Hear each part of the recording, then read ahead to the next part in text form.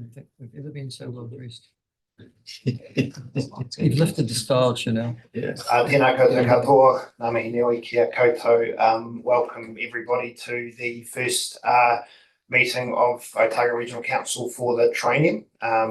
So I'm Richard Saunders, the Chief Executive for those who are joining us online, and I will be in the chair for the first part of this meeting, and then be handing over at a point partway through the agenda. Just like to start our meeting today with karakia. So for those who are new to either observing a council meeting or new to the council table, karakia that have been gifted to us by Upoko Edward Ellison from Otago that are there at the discretion of the chair of a meeting to use to open and close, and I will do that today. Tuia ki ronga, tuia ki raro, tuia ki wahua, tuia ki roto, tuia ki te here tangata, ka rongo te pō, ka rongo te ao, haumea, huia. So look, firstly, I would just like to congratulate all of the councillors on your election to the Otago Regional Council of Australia, both to our returning councillors and a huge welcome to our new councillors around the table. It's excellent to have you all here, and I know we as staff are looking forward to working closely with you over the next 3 years. We have a relatively brief but very important agenda to get through today. So I will move straight into things. We don't have any apologies, which is probably not a surprise today, and a good way to start off the training. So we're all here and don't need to record any apologies for the meeting. We'll just point out that the meeting is live streamed on ORC's YouTube channel for those of you that may have tuned into that previously. So all of our council meetings and our committee meetings are live streamed, and the majority of our workshops are also recorded and put up publicly. So that live streaming is operating now, and then obviously is available in the future for anyone that chooses to go back and review matters discussed at council meetings.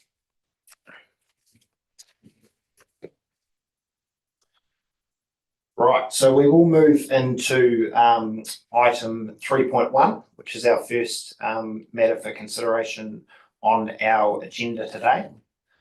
So 3.1 is the declaration of office by councillors elected to the Otago Regional Council, and that declaration is required by Schedule 7, Clause 14 of the Local Government Act 2002. So for those that are new to this process, we will be requesting that each councillor, it will be alphabetical order by last name, come to the front next to me, read aloud the declaration, which we have here ready for you, and then sign 2 copies. I will sign one of those and we will retain one, and one is yours to take away and do with what you choose. So we will work our way around and No, just I was just going to say I'll take the photos so that when you do that, I'll you'll be a official photographer, Michael. Yeah. Excellent. No one else here. No, it hasn't been arranged, so I'll do it. All right. So we will get this part of proceedings underway, and I'd like to invite first Councillor Robbie Byers.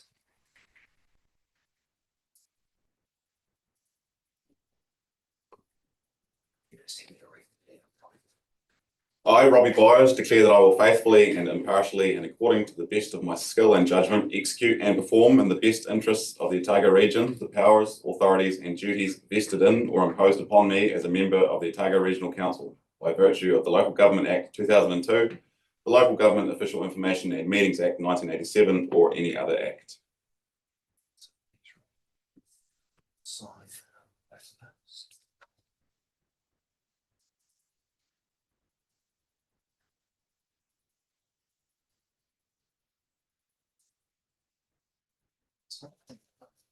Well done.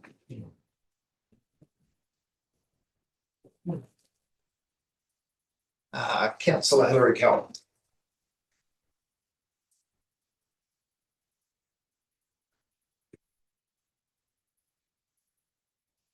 I, Hilary Calvert, declare that I will faithfully and impartially, and according to the best of my skill and judgment, execute and perform in the best interests of the Otago region the powers, authorities and duties vested in or imposed upon me as a member of the Otago Regional Council by virtue of the Local Government Act 2002, the Local Government Official Information and Meetings Act 1987, or any other act.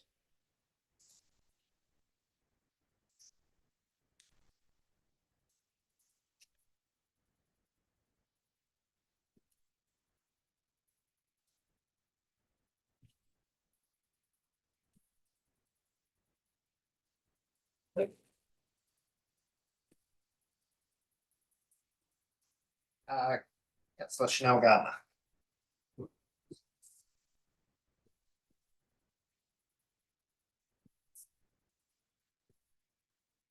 I, Chanel Gardner, declare that I will faithfully and impartially, and according to the best of my skill and judgment, execute and perform in the best interests of the Otago region the powers, authorities and duties vested in or imposed upon me as a member of the Otago Regional Council by virtue of the Local Government Act 2002, the Local Government Official Information and Meetings Act 1987, or any other act.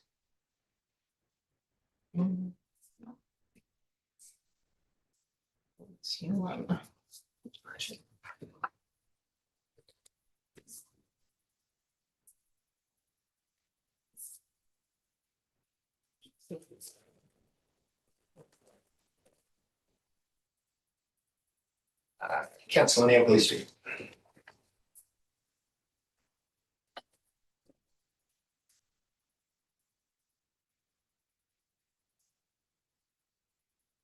I, Neil Gillespie, declare that I will faithfully and impartially and according to the best of my skill and judgment execute and perform in the best interest of the Otago region the powers, authorities and duties vested or imposed upon me as a member of the Otago Regional Council by virtue of the Local Government Act 2002, the Local Government Official Information and Meetings Act 1987, or any other act.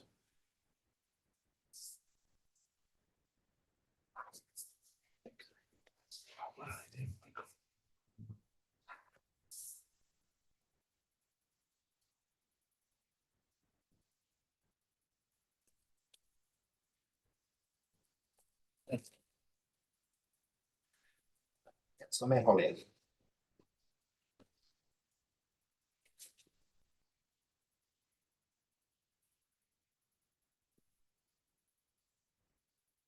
I, Matt Hollier, declare that I will faithfully and impartially and according to the best of my skill and judgment execute and perform in the best interests of the Otago region the powers, authorities and duties vested in or imposed on me as a member of the Otago Regional Council by virtue of the Local Government Act 2002, the Local Government Official Information and Meetings Act 1987, or any other act.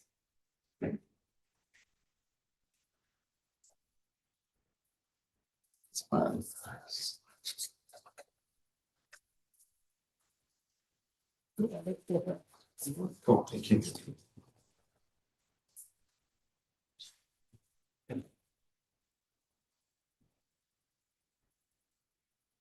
Councillor Gary Keller.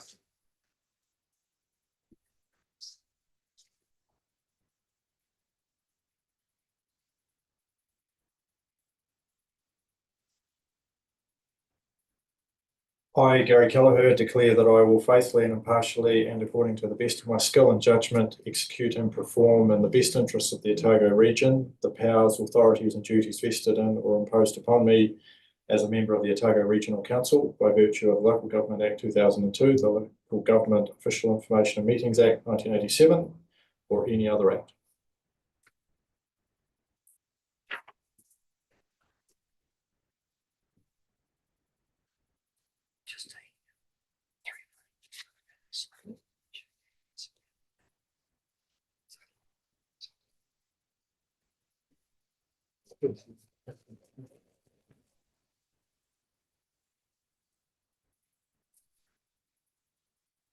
Councillor Michael Waltz.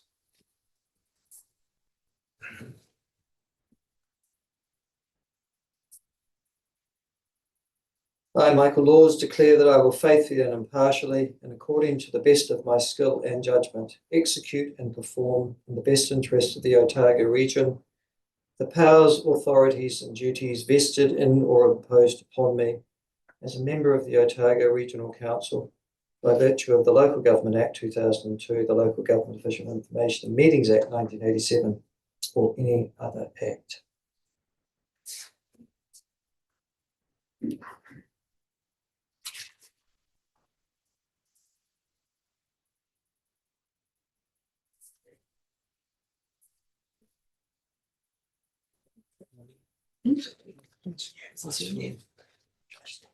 Thank you very much.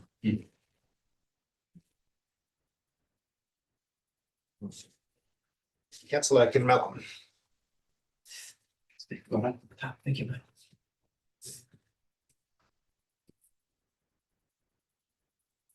Taking the wrong way home. That's a long one.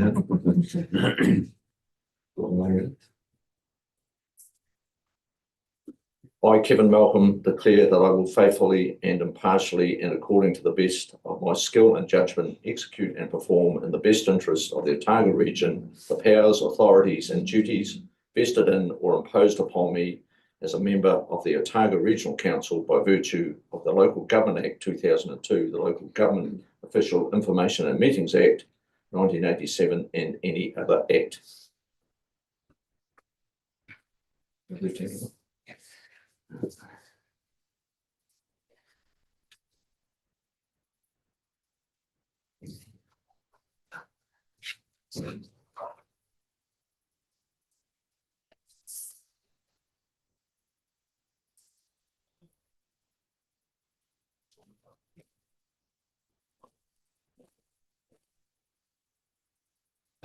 Councillor Andrew New.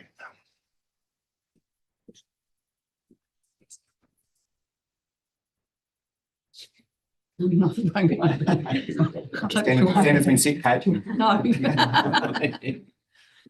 You'll be bored by then.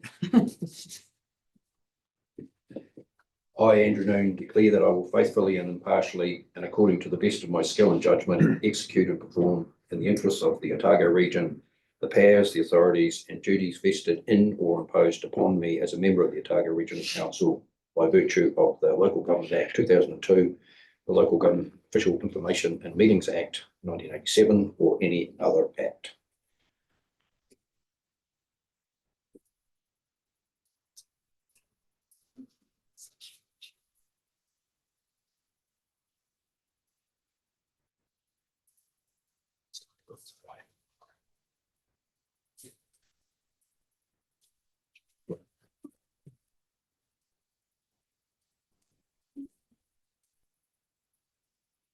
Councillor Gretchen Robertson.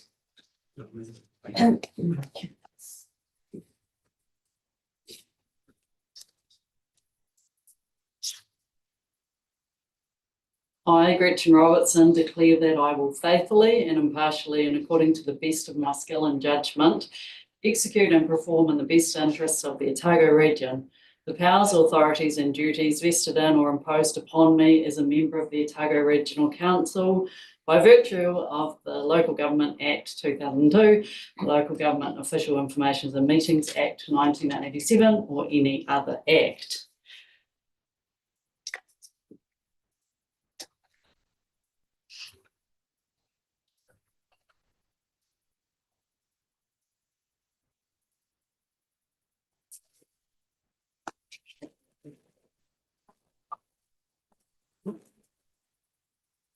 Councillor Alan Summer.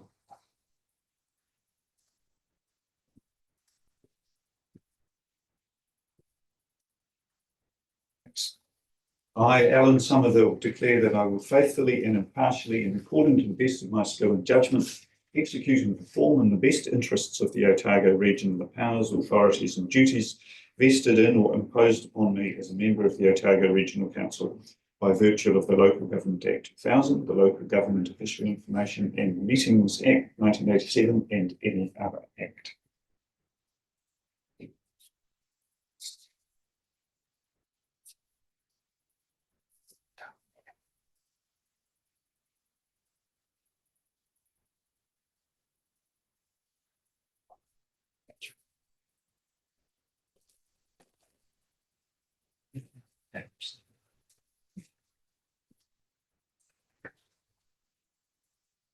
I, Kate Wilson, declare that I will faithfully and impartially, and according to the best of my skill and judgment, execute and perform in the best interests of the Otago region the powers, authorities and duties vested in or imposed upon me as a member of the Otago Regional Council by virtue of the Local Government Act 2002, the Local Government Official Information and Meetings Act 1987, or any other act.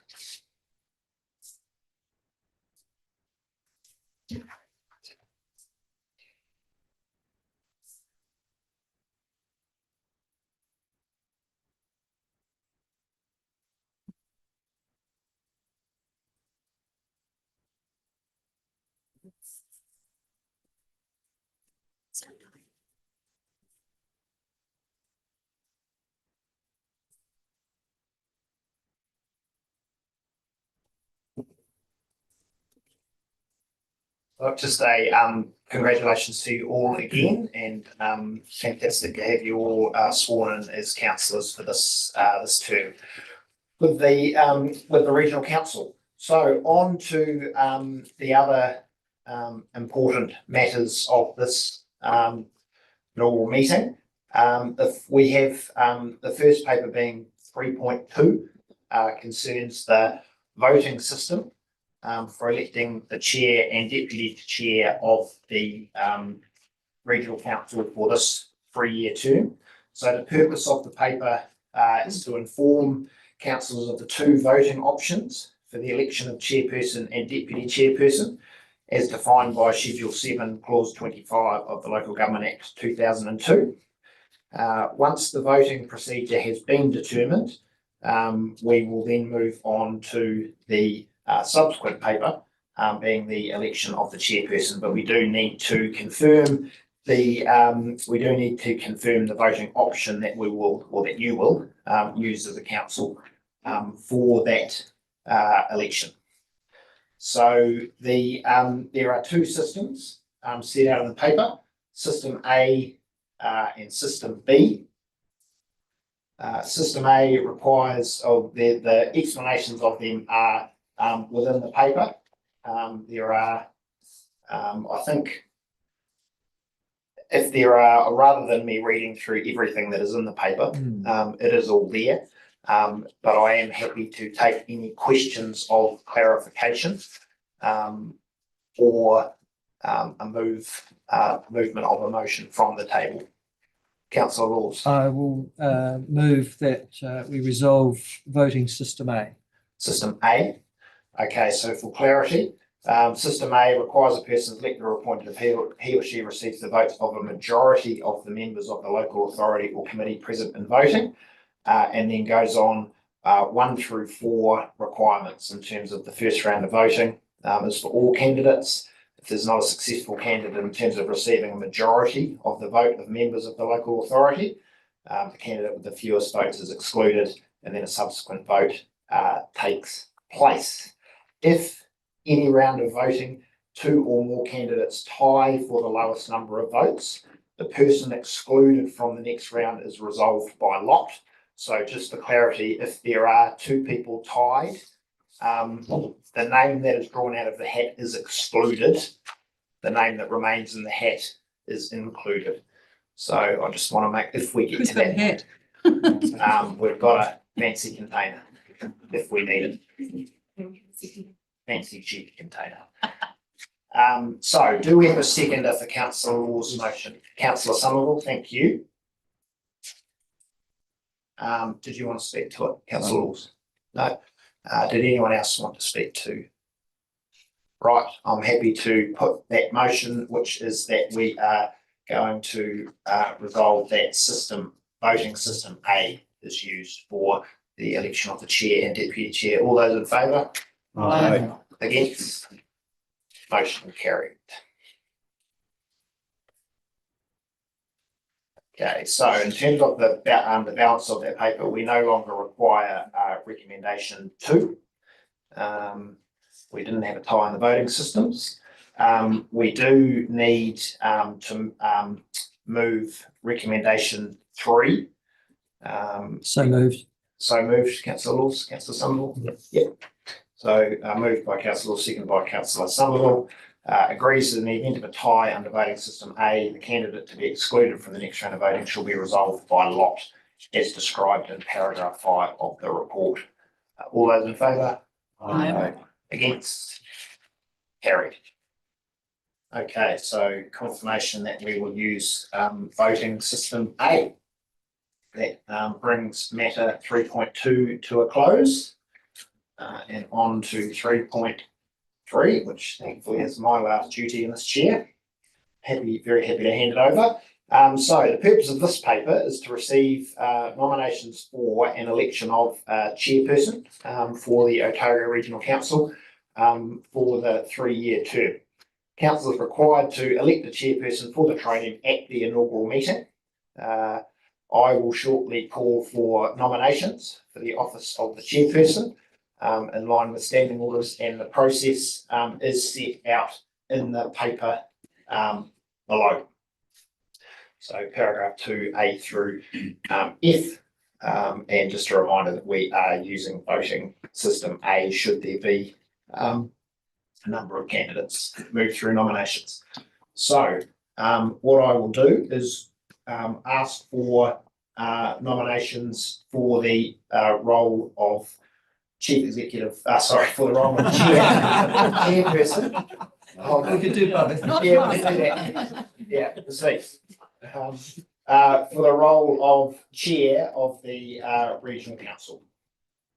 Councillor Laws. I nominate Hilary Colbert to be chairperson of the Otago Regional Council. I will second that motion. Seconded, so moved, councillor Laws, seconded councillor Noon.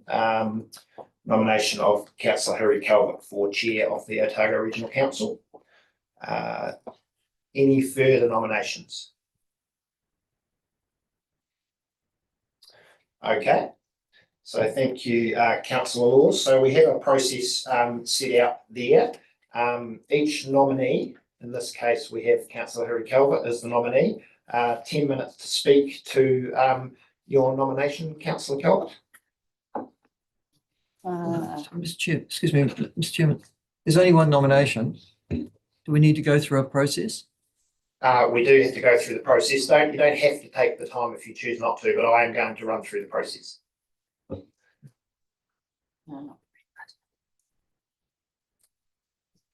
I don't think I need to make any comment at this point. Thank you. All right, thanks, councillor. So we do have an opportunity for councillors to ask a question of the nominee, if any would like to do so at this point.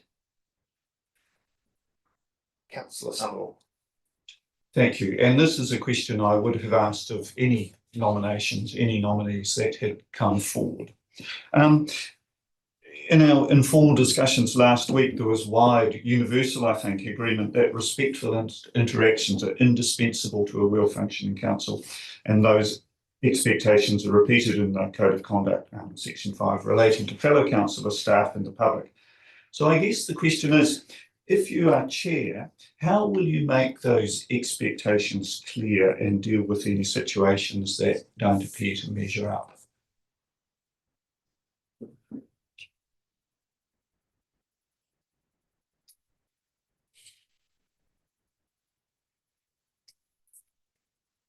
Councillors around this table, both sitting councillors and new councillors from a previous life and new councillors, I expect to behave in a respectful, proper manner. I expect them to have read the Code of Conduct and standing orders, but I wouldn't anticipate around the table to have people who do not behave in a respectful and appropriate manner. If they choose not to, then I would anticipate reminding them that they seem to have had a lapse and perhaps they could discontinue to do that behaviour, and I would stop them if they did continue to provide behaviour which is not respectful, not appropriate.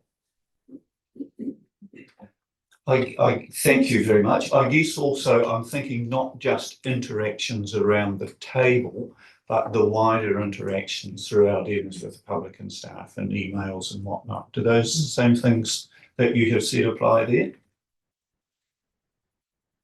Yes, there is, we would expect robust discussion and full and frank communications between each other, but always with respect. Thank you. Thanks, councillor Somerville. Councillor Calvert, any other questions? Councillor Gillespie. Thank you. And like Councillor Somerville, this is a question that I would have phrased for all people standing. So as a candidate, you stood on the Vision Otago platform that campaigned in the election as having some very clear policies to reduce rates, improve freshwater quality, protect and restore our lakes, smarter pest control, public transport, consents, a role for governance, the Eden HQ, wastewater treatment plants, the UNESCO Biosphere for Otago Rebuild Trust, representation and results. So with that in mind, my question is, as the chair of the Regional Council, do you think these are policies that we as councillors should consider, and how would you lead the councillors to consider them?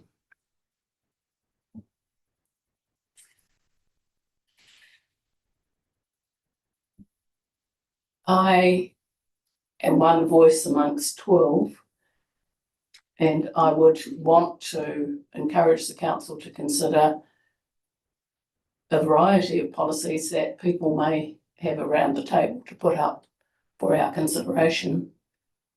So those are some that I personally hold dear, but there'll be others around the table. And I would expect all of those to be part of our deliberations and our mix of policies that we express as a council. Thanks, councillor Gillespie. Councillor Calvert, any further questions? Councillor Robertson. What do you see as the principal role of the Regional Council?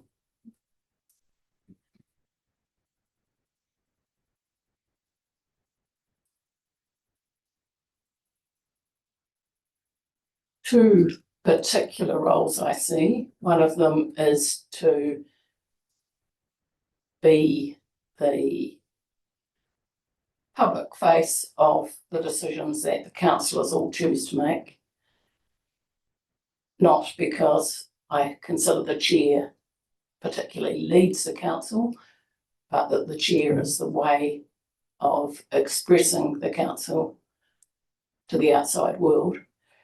The second thing is that the chair is the voice through which the councillors express their communications with the chief executive, who of course is our one staff member. Sorry, it wasn't the question. The question is, what do you see as the principal role of the Regional Council? Oh, sorry. Yeah. Sorry, I thought you meant of the chair. The role of the Regional Council is a creature of legislation, and it's here to do what the legislation requires, which includes both regulatory functions and to express our local response to national policy statements and the like that the government produces, and also to be responsive to our community's needs, particularly because of our commitments around environmental matters. That's the focus of the council. Thanks, councillor Calvert. Thanks, councillor Robertson. Any further questions for the nominee? Doesn't appear to be. So there is an opportunity, councillor Wills as the mover, if you would like to speak for 5 minutes. I do. Councillor Calvert comes to this table with an outstanding pedigree in terms of governance responsibility. She has been a former Member of Parliament and served the role, it must have been a vexatious one, I'd have to say, of being the whip for the ACT Party in Parliament at a time when there were so many fraught personalities. I would have thought that was almost a major psychiatric job rather than a political one. And that actually will give her good experience for dealing with us, not suggest that we have the same robust personality as necessary around our table, but the ability to chair disparate personalities, disparate points of view is going to be critical in that role. She is also a trained lawyer and as a businesswoman of some note in Dunedin City. She has been the highest polling councillor for both the Dunedin City Council and now for the Otago Regional Council at our most recent elections. So clearly has the endorsement of the people that she represents. And she has been a columnist for the Otago Daily Times, and so has been able to keep abreast of the issues that are relevant to the city and into this region. It's a combination of that professional experience, of that academic ability, of also, for those of you who did not have experience of Hilary in her previous incarnation as a regional council, her ability to gain a fine detail that allows us to make much more robust and considered decisions.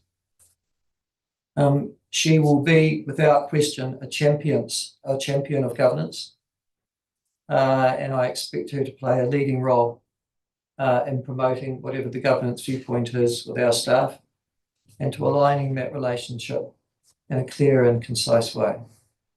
For that reason, Mr. Chairman, I have no hesitation in recommending Councillor Calvert to my colleagues. Thanks, Councillor Laws. We have saved a bit of time, so I will, because I can, just offer the opportunity, Andrew, seconder, if you would like to say anything. Thanks, Richard. I concur with Councillor Law's comments. The only thing I would add would be where local government is at with central government. I believe that strengthening the relationship between ourselves and central government is critical going forward. There is so much change either upon us or coming down the pipeline, and I think it's critical that that relationship is strengthened. And I believe Councillor Calvert, with the experience she's had in central government and understanding central government, understanding ministries, I think will be valuable for us going forward. Thanks, Councillor. Right, as there is only one nomination, I'm just going to put the motion. So we have nomination of Councillor Calvert to be chair of the Otago Regional Council. All those in favour? Aye. Against? Motion carried. Congratulations, Councillor Calvert.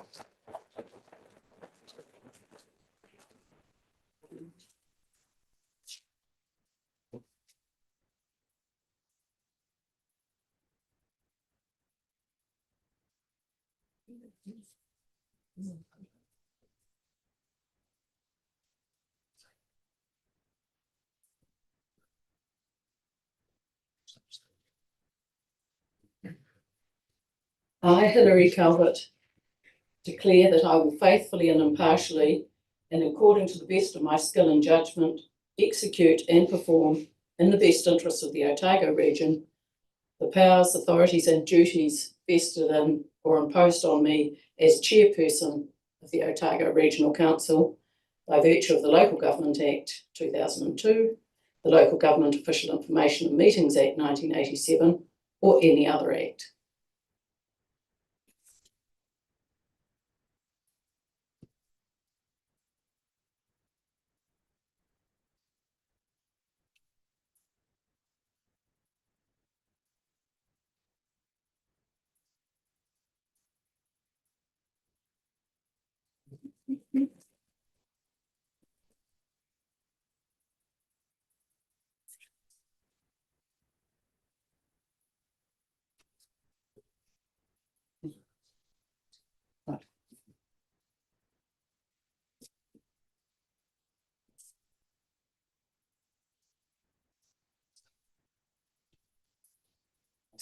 So, surely that you do.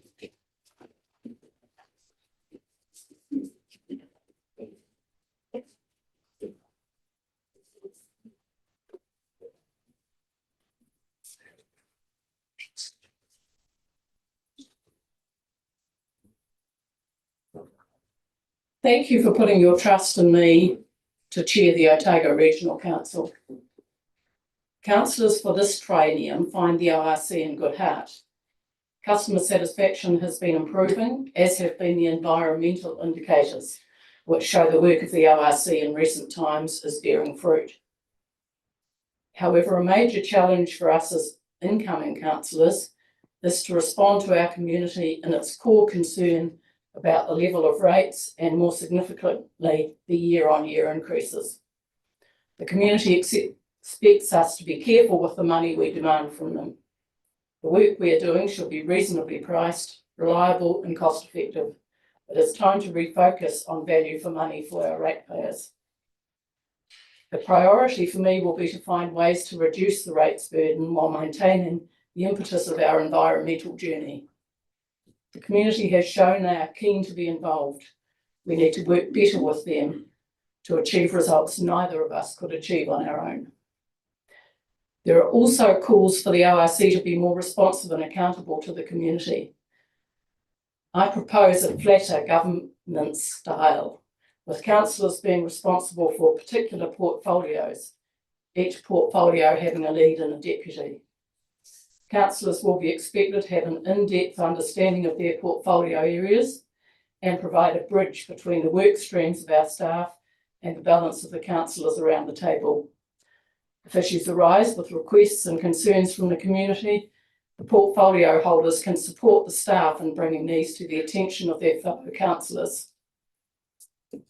The staff of our organisation do a great job of giving us the information they think we need to make good decisions.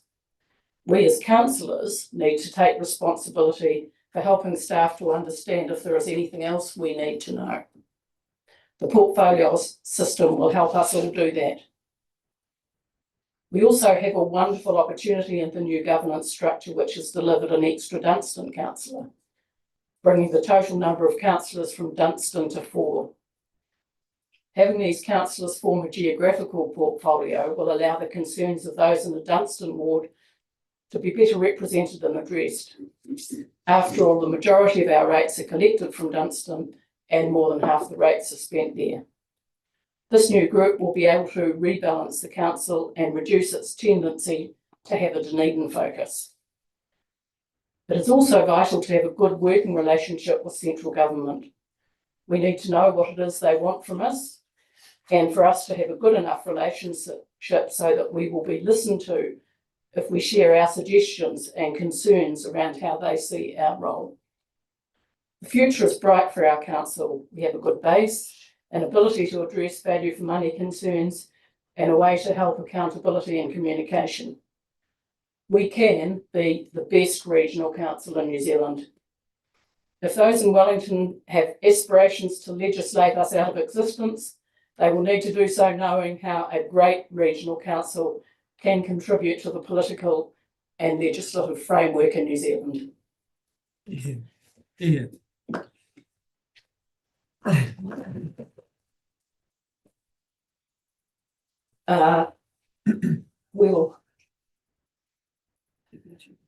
We will now adjourn till 10:45, just to regroup and get the Make next. sure we've got the right things in order and then we'll move straight on to the next paper. There we We're go. not electing a deputy chair. Here we are. I'll just make sure Hillary's got what she needs to go through that process. Of course, that's too difficult to work out. Move to adjourn this meeting till 10:45. Seconded by Councillor Wilson. All in favour? Adjourned.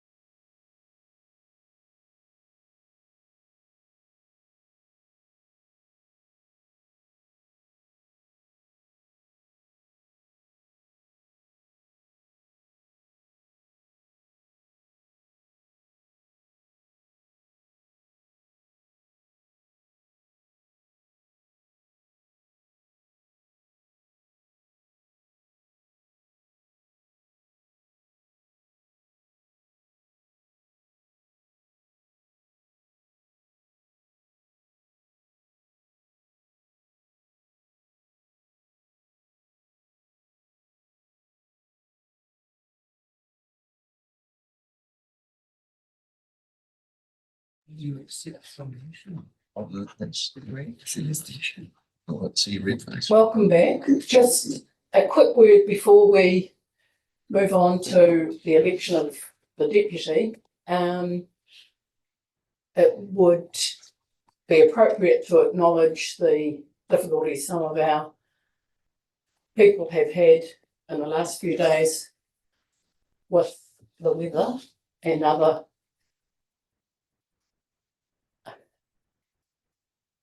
problems they have been suffering under. So just perhaps a little thought for our people down south in particular, and others who may have lost trees, lost power, lost cell phone coverage, lost finances, all sorts of things. But just let's have a wee thought for them, not a minute's silence or anything, just a wee thought for our people. It's our region, and we are concerned about both the people and the environment in our region, and it has had a battering in the last few days. So, right, moving on. Nominations for deputy chairperson. Are there any? Councillor Laws. I'd like to nominate Kevin Malcolm to be the deputy chairperson of the Otago Regional Council. I'd like to second that motion, Madam Chair. Thank you. Are there any further nominations? Well, Councillor Malcolm. Well, would you like to speak, Councillor Laws, to your nomination? Or do you? Oh, right. Okay. Sorry. Me being, I'll get quicker. Councillor Malcolm first. Look, very happy to accept that nomination, and thank you to my fellow councillors for nominating me. One of the key roles of deputy chair was having the ability to understand the chair, and I bring that with me. And having worked with our new chair in this triennium ago with finance, auditor, risk, and port liaison primarily. I'm very comfortable with my ability to work with Hillary, and that we have a very sound understanding how each other's operates. And I believe that I'll be a very good fall for the chair in that position. Our constituents and our ratepayers have actually spoken at the local body election, and to me have delivered a very exciting table. And I look at everyone around here, and we've got something very special we can offer to the ORC and to Otago. Our challenge, and I ran my election on this challenge, was to ensure that we have the very best Otago Regional Council possible, but we also endeavour to have the very best Otago possible. And that will only come if we are honest, we are very transparent, and around this table we work very hard, and we should not underestimate the effort that we should need to put in. And that will be an effort with our staff, who have always done their best to work with us and work with our communities. But it will be us working hard with our communities to bring them, to make sure they're on point with the ORC. There are very wide and diverse communities, so we have to be open with our ears and listening and respecting what they are saying. And we need to be one team, and we need to ensure that we're communicating. If we're not communicating, we should be communicating. And if we're not communicating, we should be communicating. And that's something that I really, as Deputy Chair, will do my very best to assist both the ORC and us councils to do that. Really keen to support the Chair and all those around the table with any questions, with any understandings of particular parts of Otago and our constituents. Very keen to continue working with our staff. Very keen to work hard with our communities to ensure that we do have the very best Otago possible. Thank you.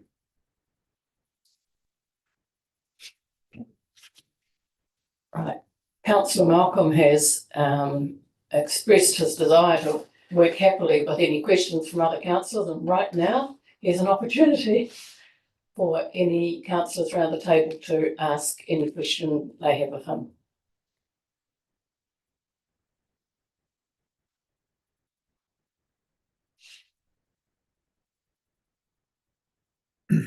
Councillor Malcolm, you're an open book. We have no questions.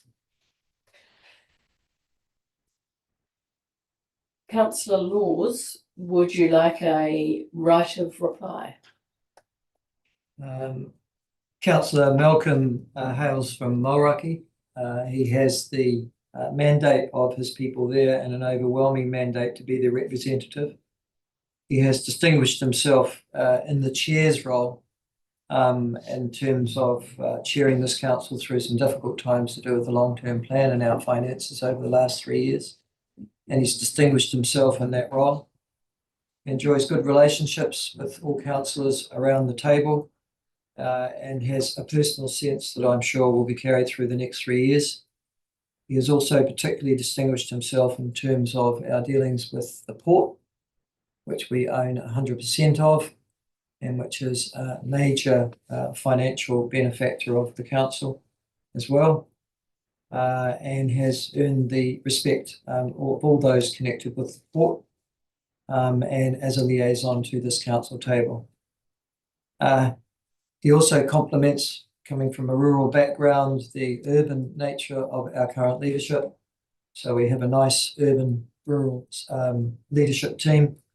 And he has proven himself an extremely hard worker, and certainly in the Manuhira care issue, he has extended himself well beyond the boundaries of Mauraki and into Dunstan as well, where he's earned the respect of all who have met him. I have no hesitation in recommending him as your deputy chair. Thank you, Councillor Laws.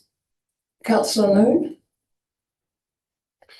Thanks, Madam Chair. I think Councillor Malcolm has an in-depth knowledge of the Otago region, and part of the reason why he has that, it was well in advance before he got anywhere near this table. But in his past life, various businesses that he's been involved in, he understands Otago, whether it's urban or rural. He has a really strong network of connections across Otago, which I would suggest that he would be well in advance of anyone else around this table with his connections. I have been with him in parts of Otago, and he seems to bump into previous clients, some of his businesses, etc.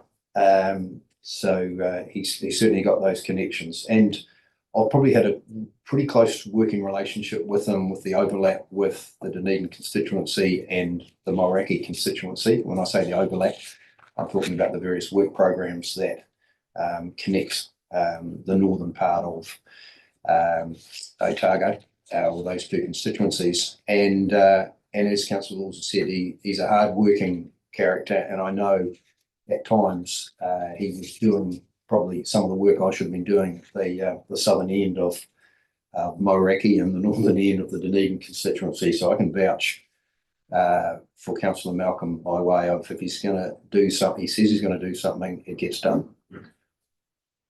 Thank you. Thank you. I'll now put the vote, and I think we'll just do it as we did for the chair.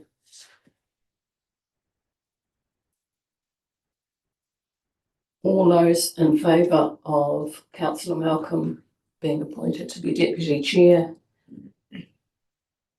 Aye. On the contrary? Carried. Congratulations, Councillor Malcolm. Look forward to working with you.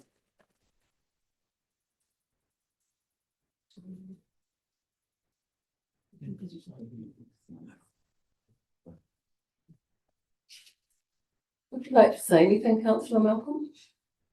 I won't change. So we'll keep it going. Thank you.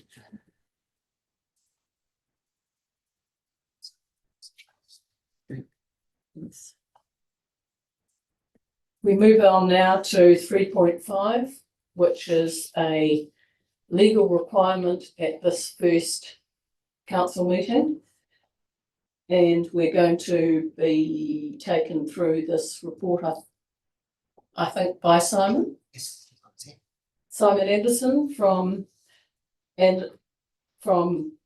Rossdale and Lawyers. Seeing Anderson, wanting to call it Anderson's on the. No. The floor is yours, Simon. Oh, well, thank you, Madam Chair, and congratulations to you and to everybody around the table.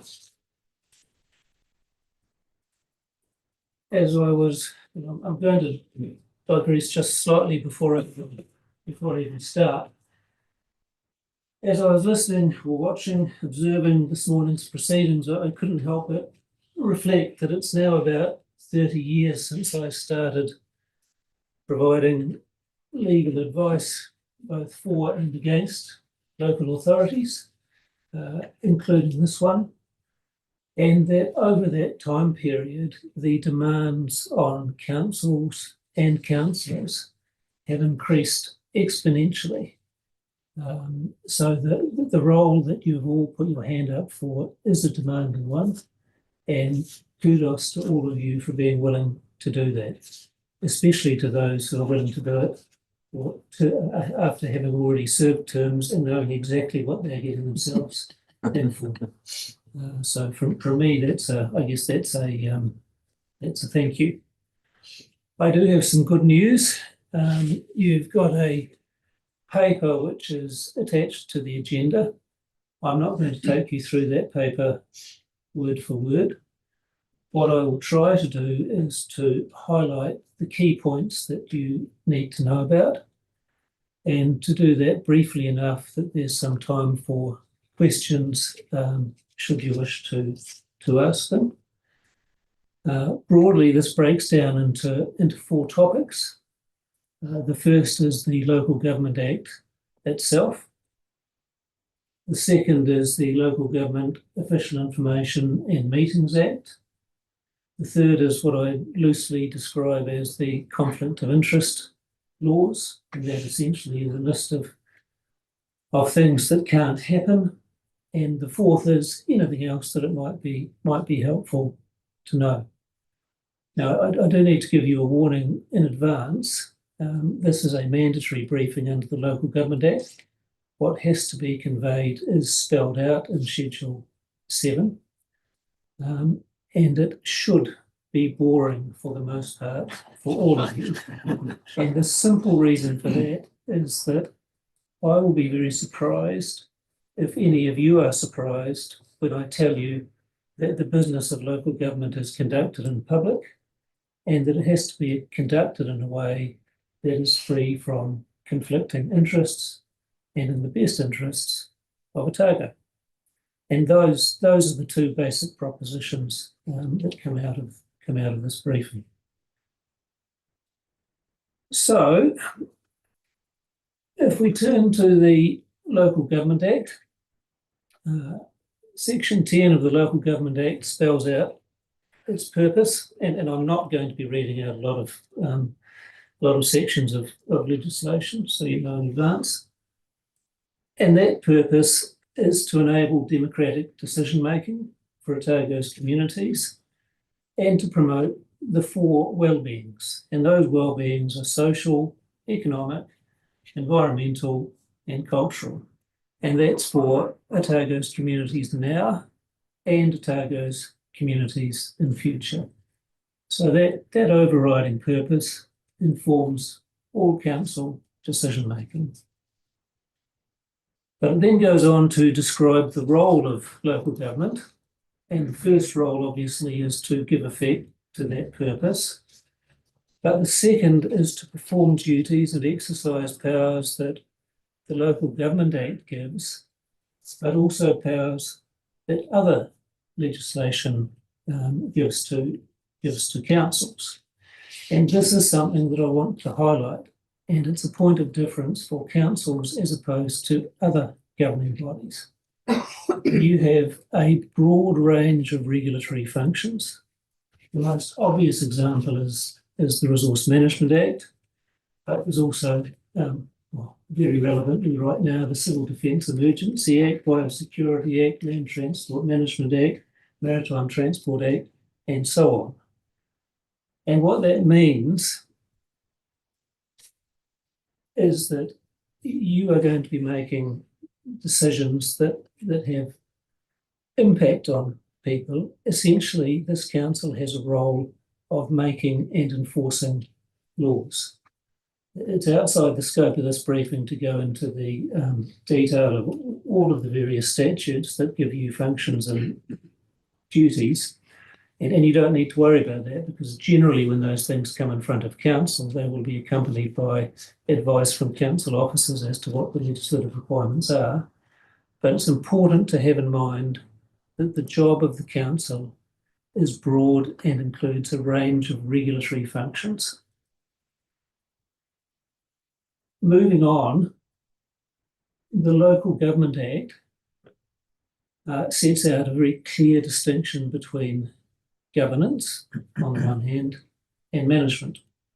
And so the governing body is the people around this table, the councillors, and management is the responsibility of the chief executive. Now, I would expect you've all been involved in, well, some of you this council, but all manner of governing bodies, and you're very well aware of the distinction between governance and management. It's almost a mantra that governance and management must each stay in their lane.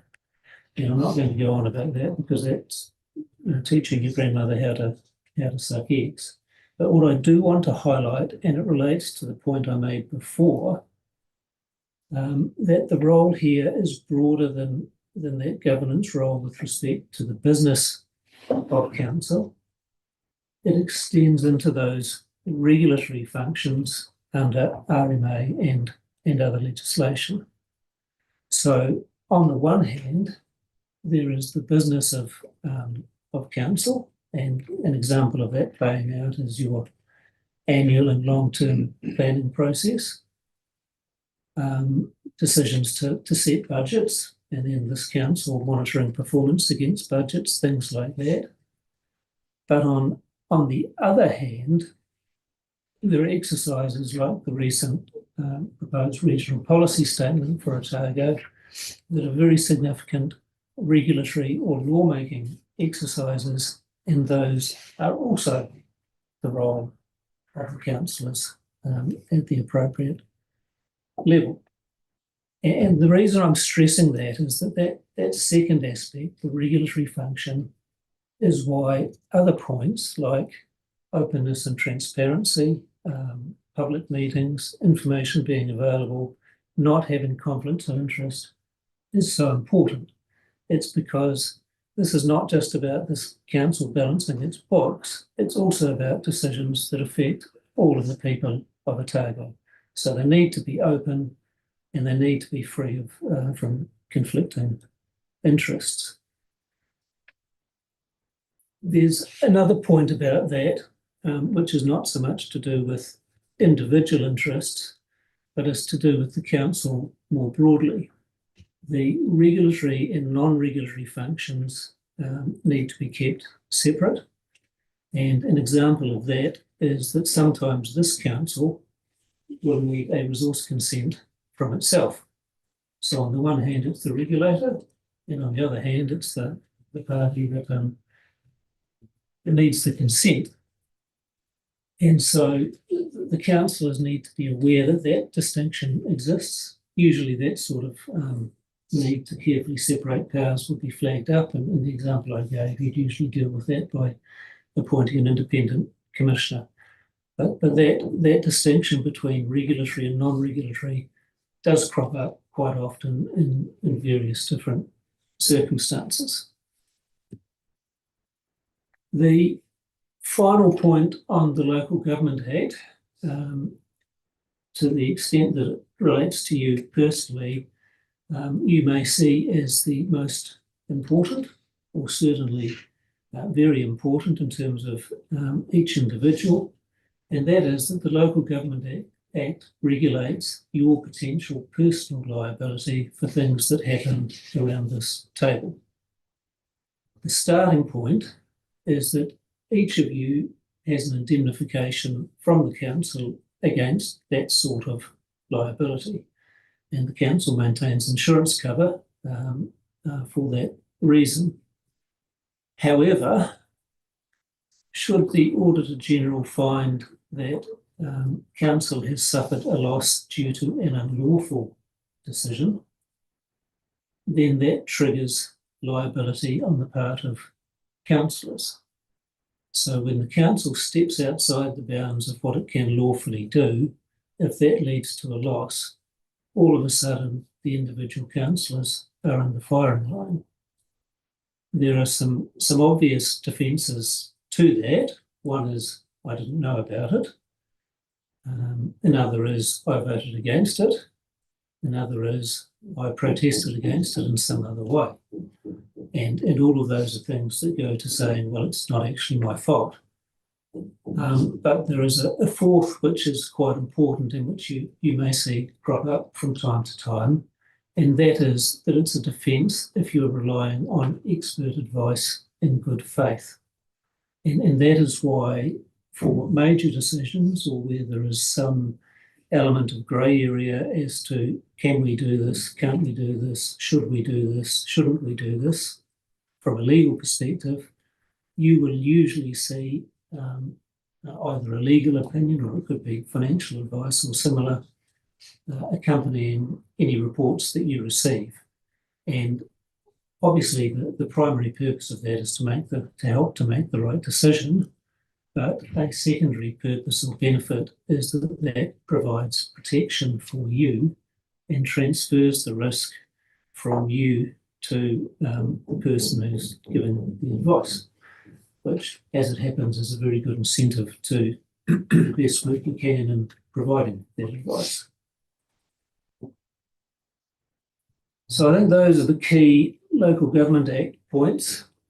Next topic is Local Government Official Information and Meetings Act. Two key principles. Firstly, council information should be publicly available. And secondly, council meetings and their agendas and reports should also be public. A little point to note that not all meetings are meetings for the purposes of Lagoon. Local Government Official Information Meetings Act only applies with respect to meetings at which decisions are to be made. That means that you can have workshops which are not decision-making meetings outside scope of the board. There are some exceptions to that. They are limited. It's actually quite nice for me to be sitting here noting that the fundamental and first proposition is always it's public and the information is available. Exceptions are limited, because more commonly for me, if I am here, it's because I've been asked for advice, and that advice is in front of the council to justify a withholding, and that's involved some good discussions and debates on that topic over the years, which is, of course, is very healthy. When it comes to withholding, there is a small category of conclusive reasons for withholding. When those things apply, you simply can withhold, full stop. The grounds that are relevant to local authorities are prejudice to the maintenance of law or a risk to the safety of a person, i.e. if we release this information, somebody might get hurt, or we can't release this information because it's going to muck up prosecuting someone for a discharge consent breach or similar. There is a broader category of reasons for withholding which are not conclusive, and those reasons involve the council conducting a weighing exercise of, on the one hand, there's a reason not to make this public, but on the other hand, there's a public interest in knowing the information. So which one wins? The most common of those reasons are protecting privacy, commercial matters like holding confidential and commercially sensitive information or being in the middle of a commercial negotiation, where usually it's not a great idea to disclose your negotiating position with the other party before you finish the negotiation, and my personal favourite, which is legal professional privilege. So in those scenarios, you do a balancing exercise.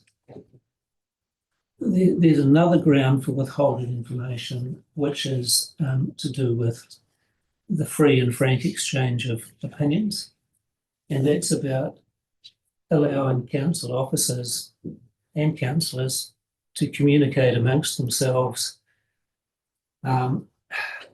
without worrying too much what people would think, i.e. an exchange of ideas and opinion in a forum where you're able to say stupid things, knowing that you exchange enough ideas, you will eventually get to a sound position.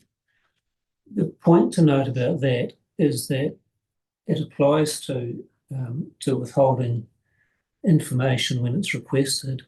It does not apply to council meetings. The presumed or what should happen and does happen at council meetings is that everybody around this table has put their hand up to have a free and frank exchange of ideas in the public eye. So that ground to withhold information so that we can have a free and frank exchange does not apply to meetings like this one. There is another category where public can be excluded from meetings, and that's where the council is deliberating on a decision from which there is a right of appeal.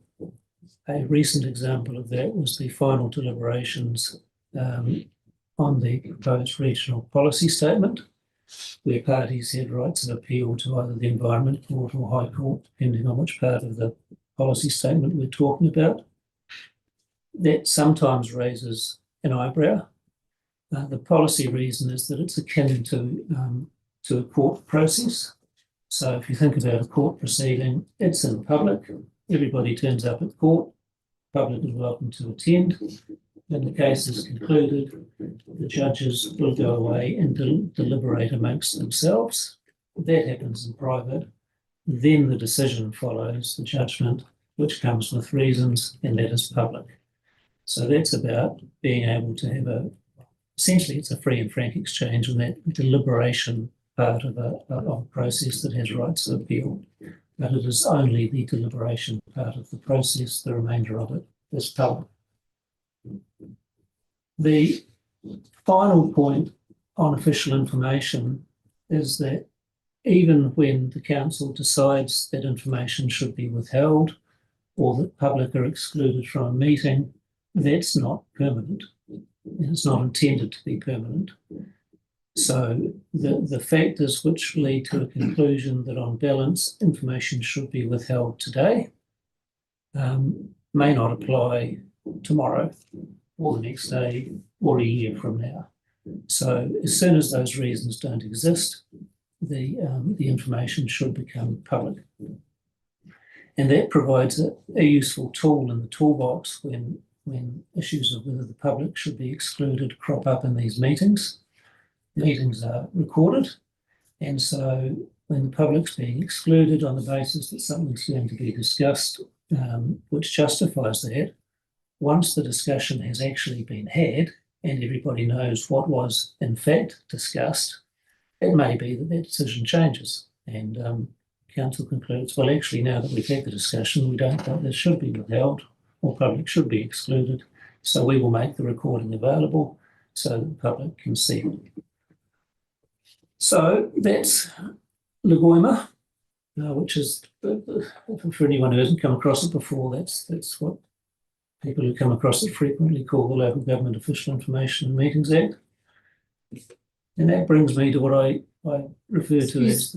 Excuse me, Simon, would you like to take questions on the way through or at the end? I'm relaxed either way. I'm very happy to take any questions as we go. Councillor Sullivan. Thank you. Yeah, thanks. Look, thanks, Simon. That's been really helpful. The grounds for excluding the public, the one that I find hardest to understand sometimes is the bit about legal professional privilege. And sometimes that seems very clear, and because there's something really important in there. Other times it seems a very minor matter, and I think, oh, why do we need to do that? Keep that excluded. Could you give a bit more explanation around the sort of meaning and implications of legal professional privilege? Yes, so the policy reason is that it's about being able to receive and to be given advice that is as blunt as it needs to be. Probably the most important comment to make is that whether to withhold in any given situation is a choice rather than a requirement.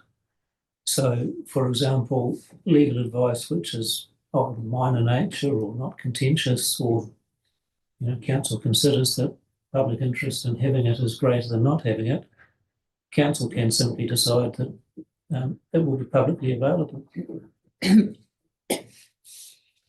Okay. Yep. Councillor Wilson. Thank you. Just on that matter of things that are confidential, should it be part of the resolution that the information is released publicly as soon as the issue has been resolved, that has put it into non-public, in order that there is a very clear delineation of when that will happen? Sometimes. So sometimes it will be known that the reason for withholding is going to end either on a date or when an event happens. And in that situation, it's entirely appropriate to say that when that change occurs, at that point, the information should be made available. In other situations, it's unknown whether and when that will happen, in which case, just have to wait and see.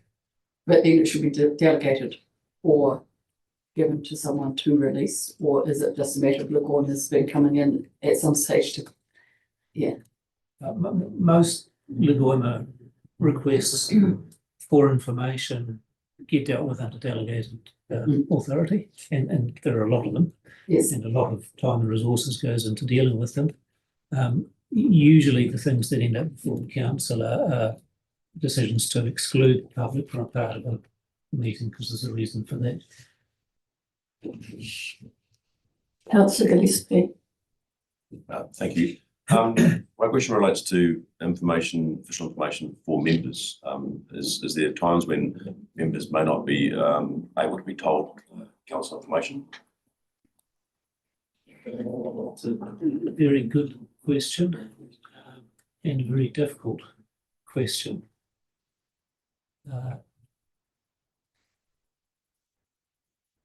And it really needs to be, it's very difficult to answer in the abstract. There have been situations where information cannot be provided to members immediately.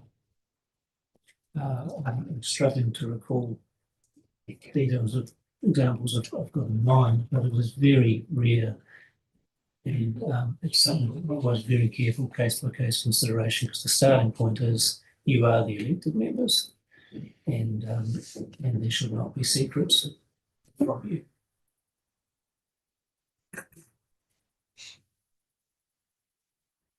Councillor Laws. I've just listened to what you've said, and I've also read the attachment that's connected to this relating to governance. In the attachment here, you say there is a strict separation between governance and management of local authorities, and you've repeated that verbally. Can you highlight or show me where that is in the Local Government Act? Because I can't find it. Section, it's around 3941 states that the elected members are the governing body. There is a requirement, and it's the sections footnoted in that paper, that an employee of of council must resign their employment before becoming an elected member. Yeah. In the local government, the members' interests legislation, having contracts with council is also a disqualifying factor. But I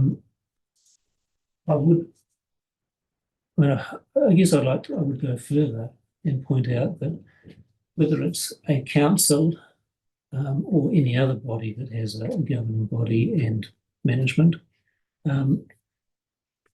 there are always grey areas.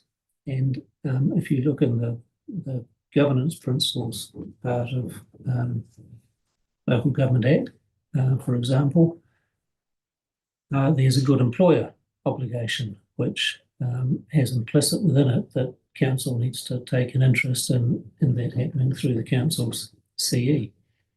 If you think about health and safety, councillors have a due diligence obligation which requires taking reasonable steps to learn enough about the council's business and the risks associated with it and the steps being taken to ensure that people aren't getting hurt, which you could view as stepping over a strict governance management line. But the concept that you have a council as governing body, council employs a CE then deals with staff and implementing council's strategies or achieving objectives, operating within budget, that is clear in the local government legislation. Does that? No, you see, I don't agree with you at all. The illustrations you've given to me are quite specific, but in terms of setting the line between what's a governance responsibility and what is a management responsibility, I would argue too is not in the Act, A. And B, I would say, and I think you've touched on it, it's a grey area.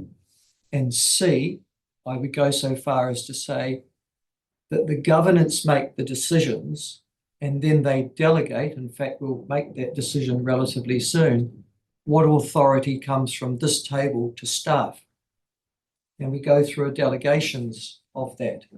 So we say to the chief executive, you are responsible for this, or alternatively, we may decide through our delegations register that other managers within the organisation are responsible for those decisions. But I'm just challenging the idea that there is a strict separation. On the minor issues that you've discussed, yes, if you are an elected member, sorry, if you're a staff member, you can't be an elected member. But on the fundamental issue of where does the line between governance and management start and end, I would suggest to you that that's a very grey area indeed. Would you agree? Maybe slightly at cross purposes, but I would agree that where you draw that line between is this governance or is this management, we frequently run up against grey areas. And I've already said that there are actually specific statutory examples where councils and directors of companies and others are actually told to cross that line for specific reasons, safety being a prime example. I would agree with you also that this council delegates authority to its chief executive and others.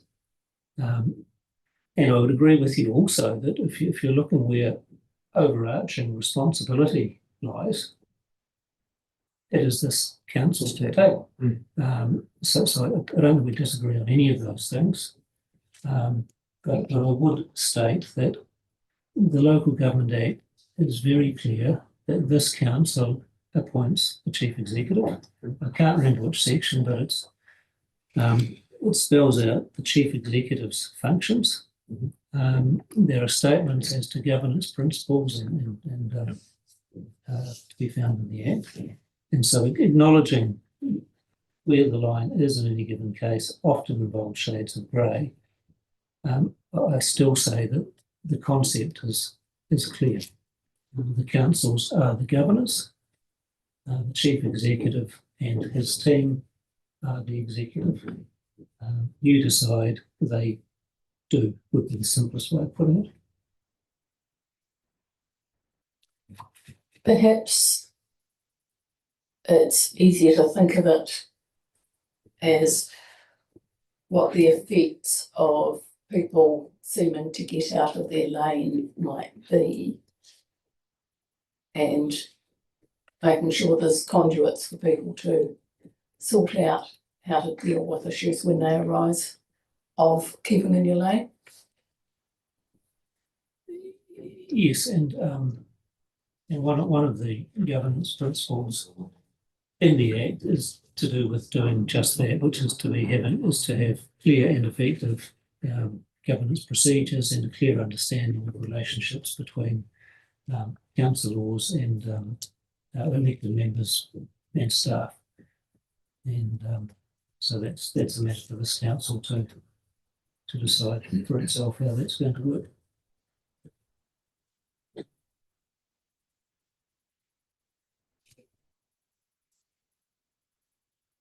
Councillor Callaghan. Thank you. One quick one, just on, you've touched on legal opinions and the suggestion that in challenging or difficult actions the council might be looking to take, that a legal opinion is sought. As a governance table, we never see the request for the legal opinion. We only receive the legal opinion. And so I suppose my two questions would be, how do you say as council engaged to provide the legal opinion? Because legal opinions are always, in my mind, aligned towards the request or the requester. How do you then reconcile that request and how you tailor your legal opinion to suit the request? And then if, as a governance table, we find that legal opinion challenging, or as we represent our community, do we have the ability to seek a second opinion, or from either, I guess, another firm or other legal advice? Yes, so there's a couple of things there. So first point, you're absolutely right. The question that's asked can define the scope of the answer given. Generally, on anything important, you would expect advice to be clear, or an opinion to be clear on what question it is answering. And yes, there is the ability to seek a second opinion, and that's happened on plenty of occasions, or to seek to ask a different question. We have an opinion in front of us that says the answer to question A is this, well, what about question B? So the comments you made are definitely something to be alert to. Does that help? Yeah, that's great. Thank you.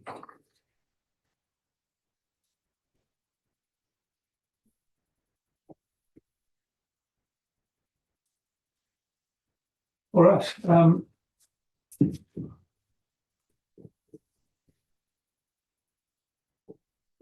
The conflict of interest laws.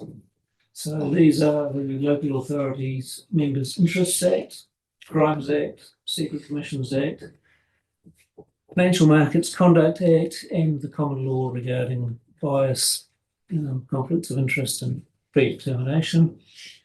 What lies at the heart of all of this is the fundamental, which is why everybody is here, which is acting in the best interests of the region and its communities.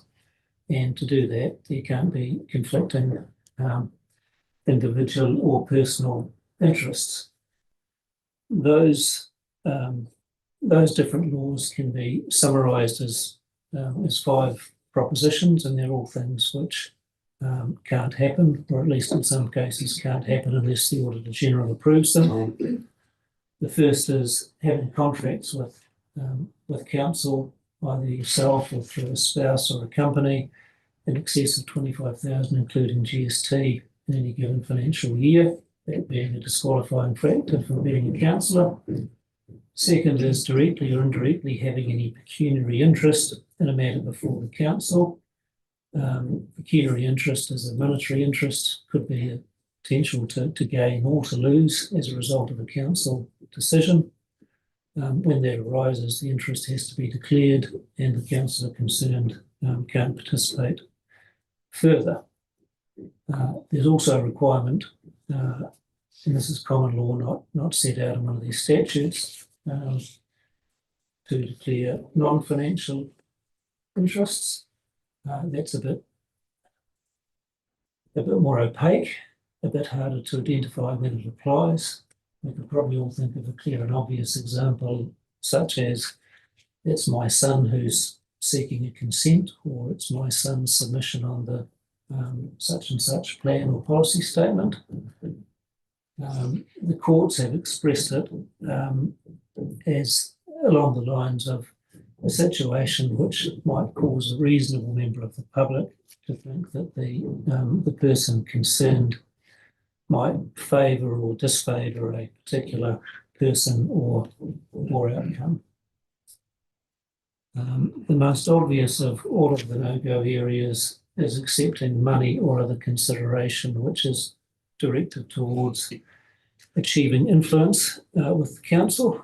That's commonly known as a bribe. And as I mentioned at the start, hopefully nobody's surprised that that's not okay. And the final thing is that both under the Crimes Act and Financial Markets Conduct Act, there are laws to do with using information that you come into possession of as a councillor for personal gain. And the example that most people will be familiar with is insider trading. If you know something that the market doesn't know, you can't use that to either buy shares or short them to make a profit. There is a more general provision in the Crimes Act which would apply to other situations. For example, you have some inside knowledge that zoning's going to change, so that directs you to buying property in a particular area or something like that. Without going through the details, it's worth flagging that the consequences of falling foul of these, while they're essentially prohibitions, can be quite serious. There are fines. In some situations, there's potential for imprisonment. Council decisions can be appealed or judicially reviewed. There can be complaints to Ombudsman or Auditor General. And harking back to a point at the start, there can be civil liability for losses suffered. One thing to be aware of, though, is that sometimes, even if there is an interest, and approval can be obtained to carry on. And that is something that we did with the proposed regional policy statement, where the nature of a regional policy statement that touches pretty much all aspects of Otago and the activities that go on within it. Unsurprisingly, there are councillors around the table who either had or may have had interests. Application can be made to the Auditor General. That resulted in declarations being made that essentially meant those councillors were exempt for that exercise and could carry on. And if anybody's interested, that led to the Auditor General publishing a guidance note on its website that anonymised what that was about and published the, I guess, the principles or the considerations that came out of it for future reference by others. Excuse me, Simon, Councillor Wilson. Sorry, this is probably a stupid question for right now, but the $25,000 financial year contribution hasn't changed for years and years, and disqualifies people from standing in this council who may actually understand the environment that we live in. Amazingly, it's just an interesting point. I think it's 82 at least that it hasn't changed, which is bizarre.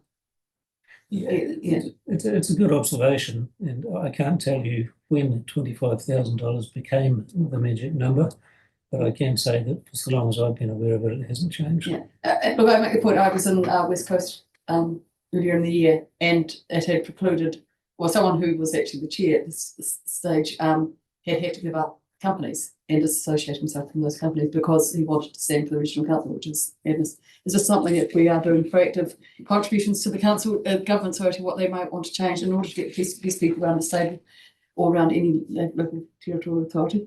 It may be something we should be looking at. I did have one other question.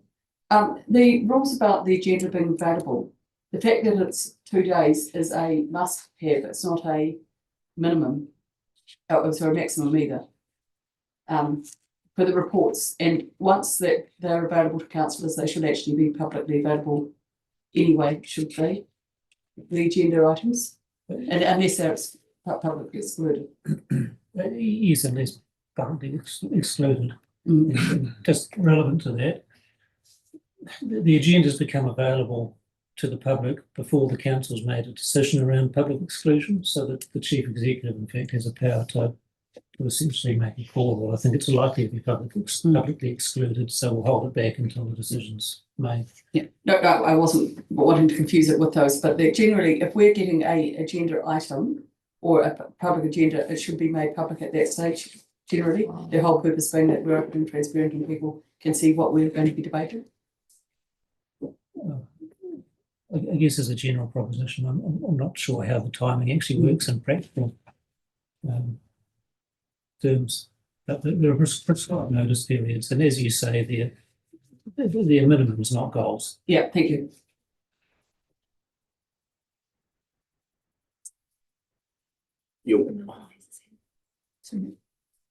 Councillor Malcolm.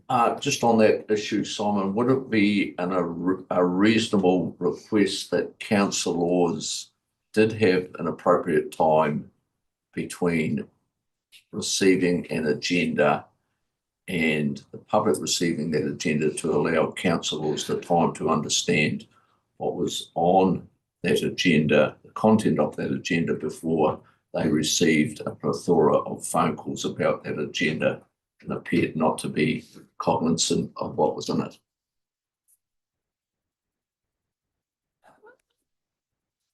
Setting aside the principle of availability for a moment, yes would be my answer. There may well be situations where being able to digest what is being provided to you, especially when often you're talking about a lot of material, before the phone starts ringing, there's an obvious common sense element to that.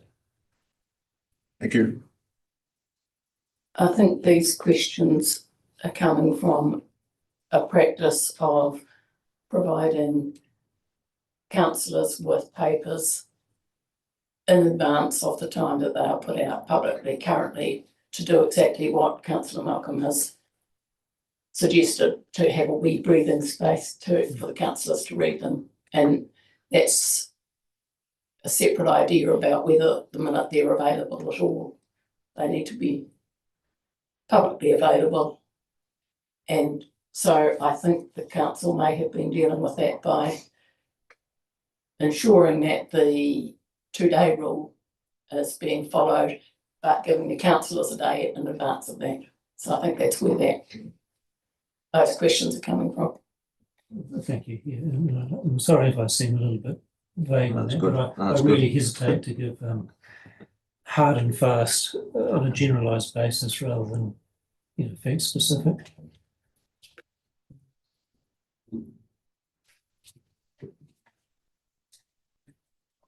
All right. Well, that brings me to what else. There's only a couple of things to flag. One is the Health and Safety at Work Act, which is already locked up. Key point to note is that councillors have the same duty of due diligence as company directors or similar, and I described that earlier. Another point to note, though, is that councillors get a little bit of a free pass in that regard, and that they are not exposed to prosecution risk in the same way as company directors are. But that doesn't mean that the underlying duty doesn't exist, and it doesn't mean that as a matter of law, the council should not be very interested in ensuring that people in its places of business are in fact safe. Second thing is the protected disclosures whistleblowers legislation. That could relate to just about anything that involves serious wrongdoing. If you should come into possession of something suggesting that there is something that falls into the category of serious wrongdoing, whether it's a health and safety matter or fraud or anything at all, that piece of legislation provides you with some protection, provided that you either follow the council's internal policy or if you don't think the council's internal policy is appropriate, you go to an appropriate external agency, for example, WorkSafe for a health and safety matter. And so long as that is what happens, then you are supposed to be treated, and I would say are treated, as having raised the matter on a confidential basis, and you have a statutory protection from retaliation or any civil or criminal consequence as a result of disclosing the information.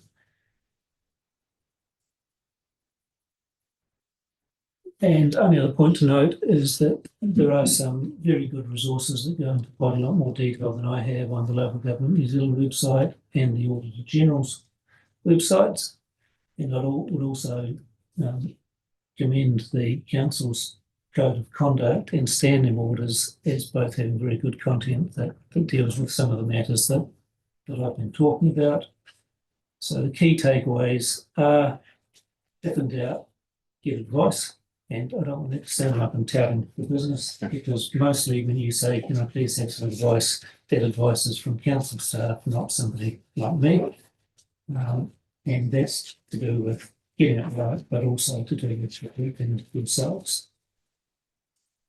Secondly, the governance role, and we discussed the shades of grey, but the key point I want to make is that it's much broader than most organisations. You have a whole lot of regulatory or lawmaking functions, and you need to be cognizant of that, and that makes the following things so critically important.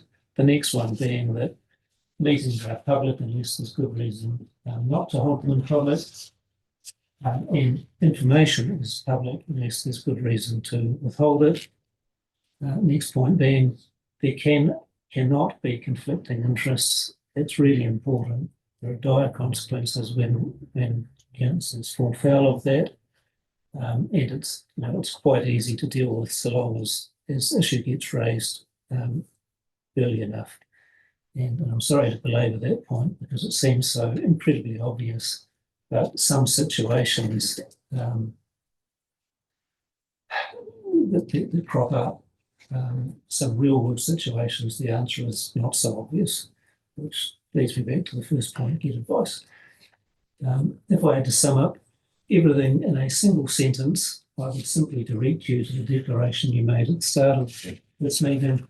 It captures the key things: impartially, best judgment, best interests of Otago. If you do that, you really can't go too far wrong.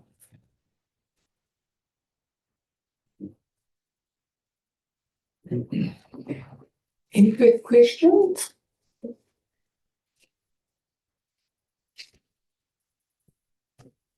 I'm looking for somebody to move a thank you to Mr. Anderson for his comprehensive and useful report, more interesting than he had suggested it might be. Not that, but thanks, Mr. Anderson, for his report, notes his report and the information contained in the attached summary of legislation affecting councillors. Happy to second. Moved by Councillor Kelleher, second by Councillor Malcolm. All those in favour? Aye. On the contrary? Carried.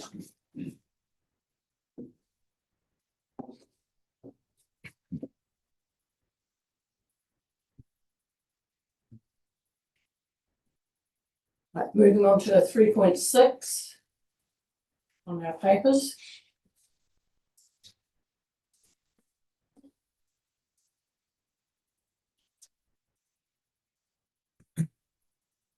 Yes. Thanks. So just a paper to confirm formal council meetings for the balance of 2025. So two proposed Wednesday, 5th of November, being next Wednesday, and another one at the end of November. Noting that there is the ability, obviously, for us to add further if required.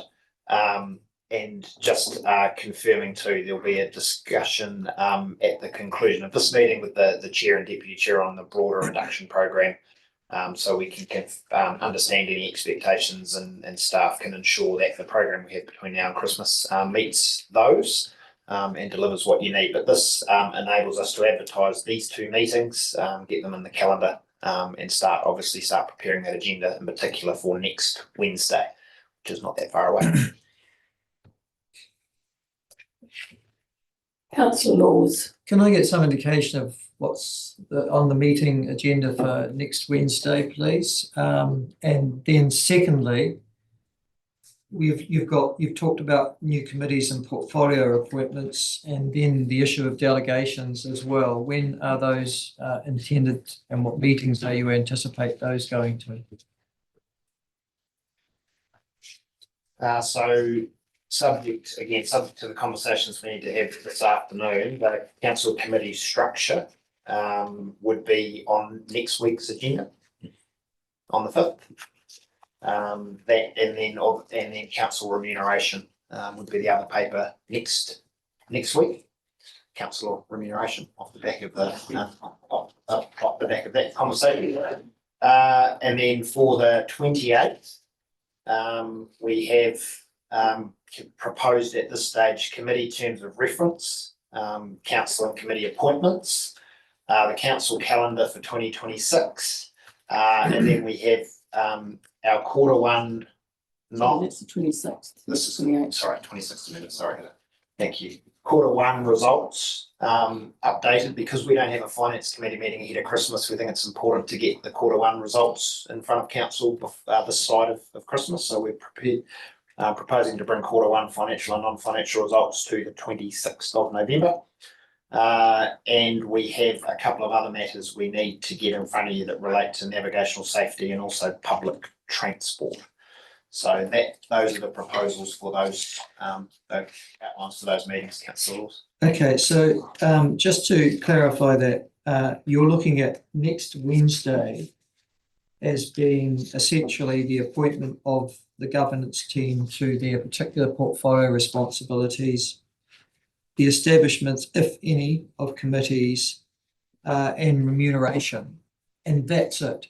There is nothing else that you're anticipating apart from that. Notwithstanding.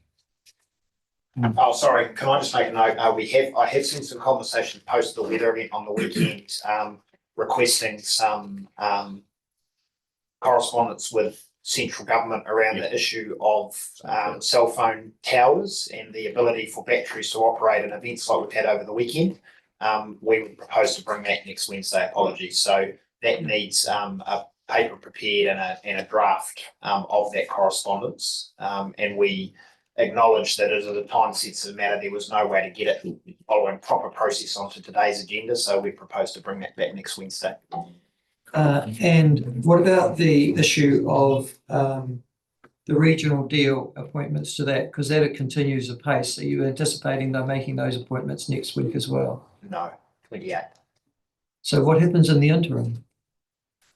So the chair is automatically appointed, and we don't have a second member appointed. We wouldn't propose to have that until we make all the appointments on the 28th. Are there any regional deals meetings prior to the 28th of November anticipated? Just get Anita.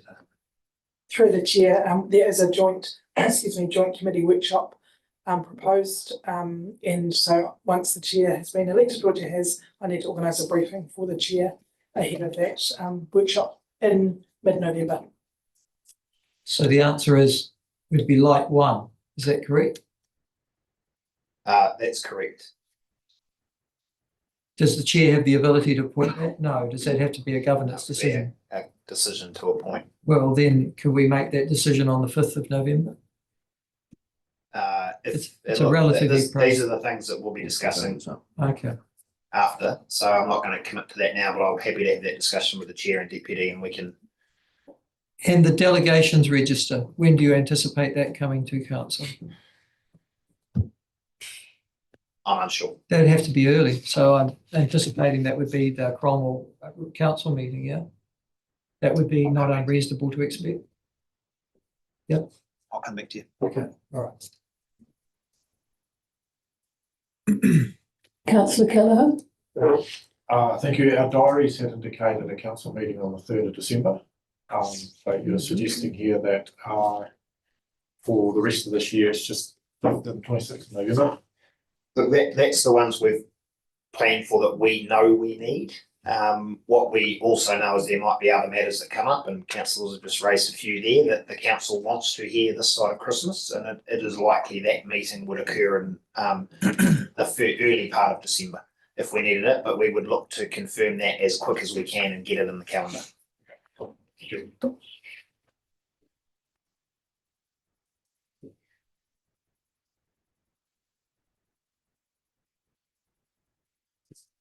Any further questions?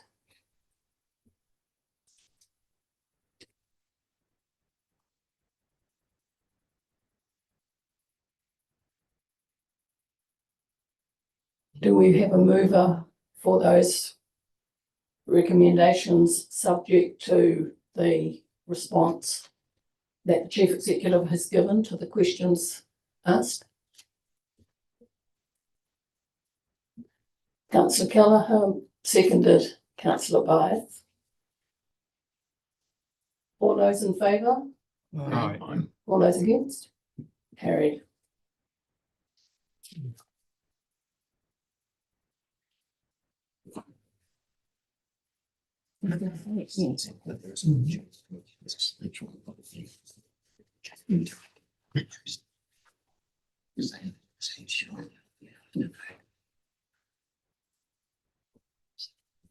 That is the conclusion of the formal agenda items. Would any councillors like to maybe make any comments on this, our first meeting of the triennium?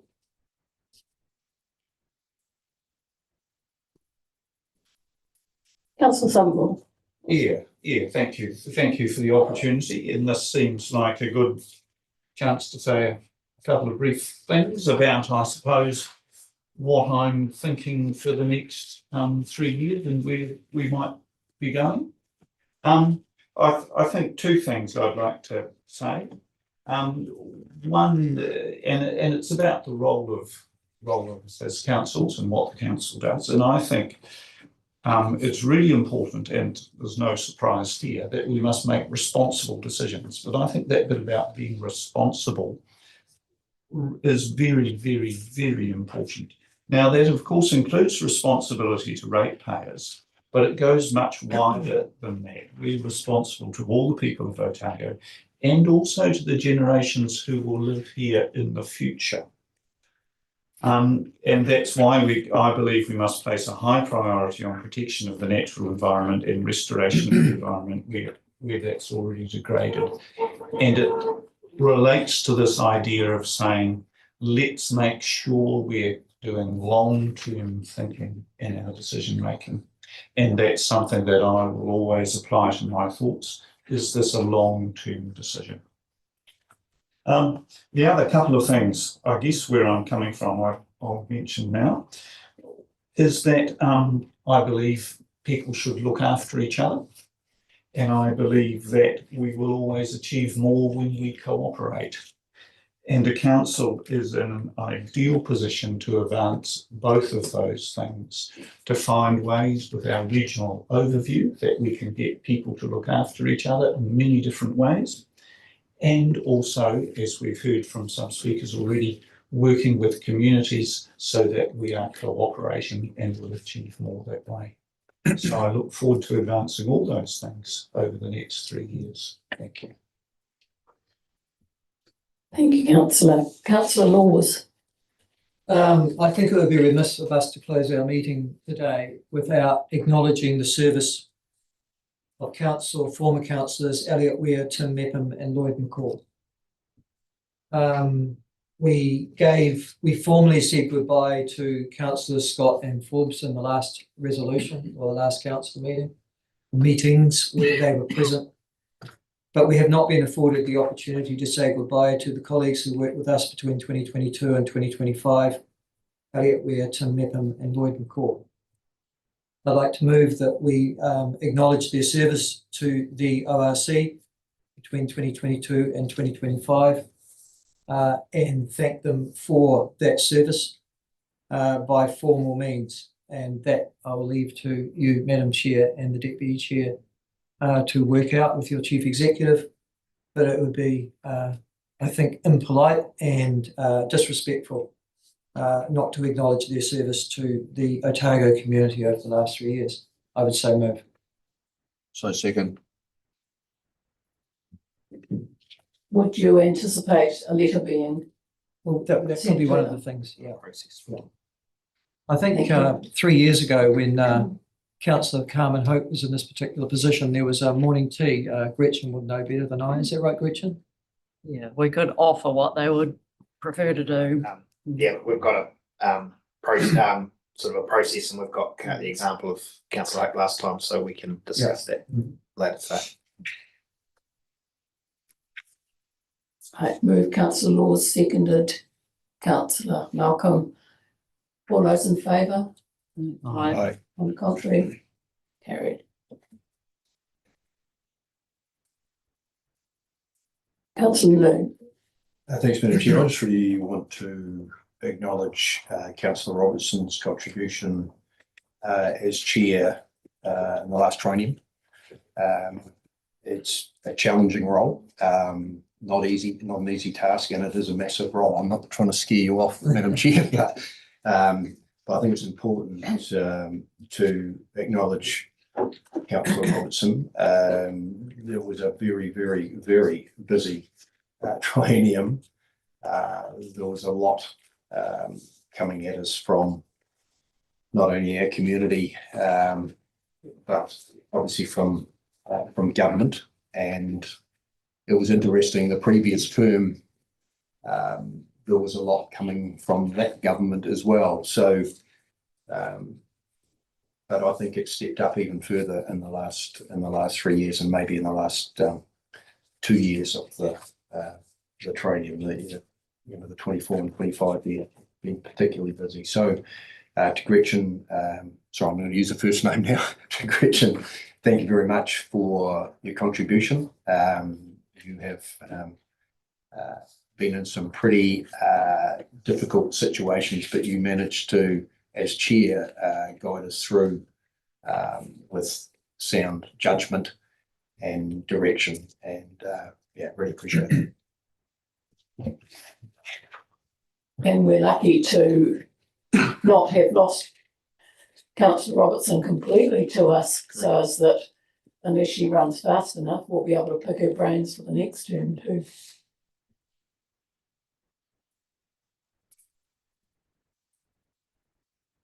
Councillor Kelleher. Yeah, thank you. I think that's very fitting, and I'd also like to echo those comments of Councillor Lane too, that I do think Councillor Robertson did a very good job in chairing the council through the last triennium.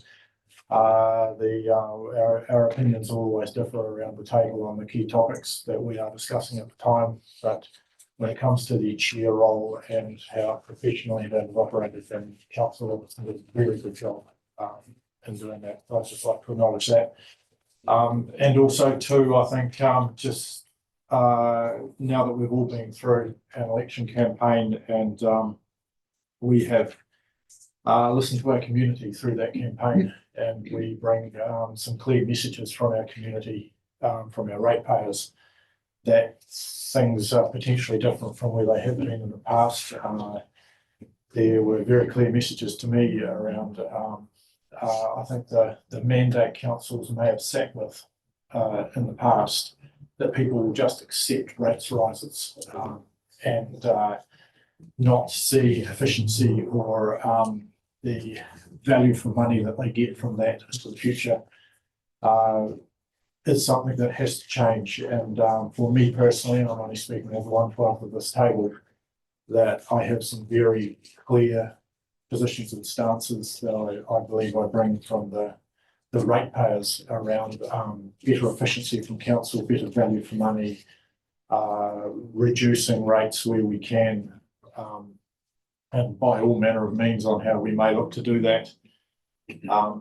I have very clear messages around the support for things like the Rescue Helicopter Trust, and while ratepayers want to see reductions in the cost of council, that there are things that are supported, and certainly the Rescue Helicopter Trust is one that is very critical to the Otago region.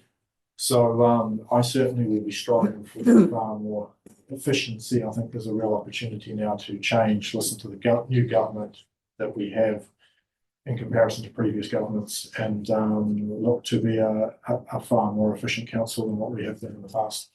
Thank you.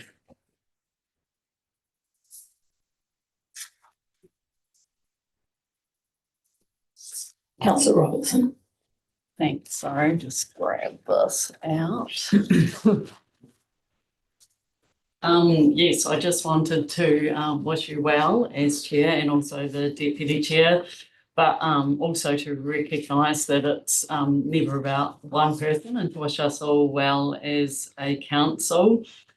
From the beginning of my time on this council, which has been quite a while now, I've always made a personal commitment that I would always respect the decision of the council in choosing the chair, and that's really important. And I think it's really important to maintain honour and mana for this organisation and for our staff, our colleagues, and for our region to be united as a team, and to do that from day one.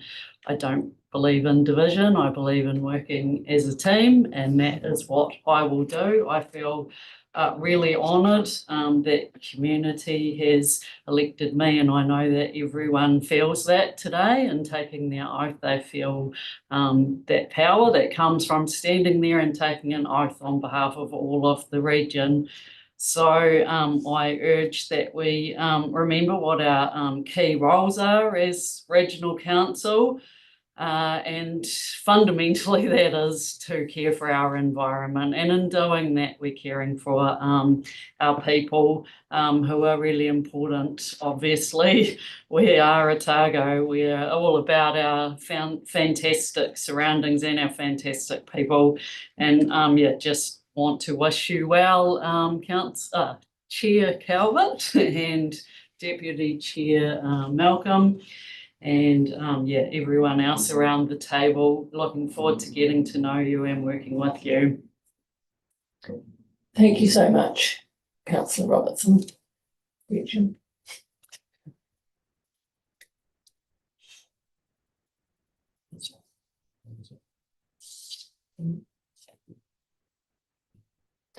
Councillor Malcolm. Yeah, just a couple of words.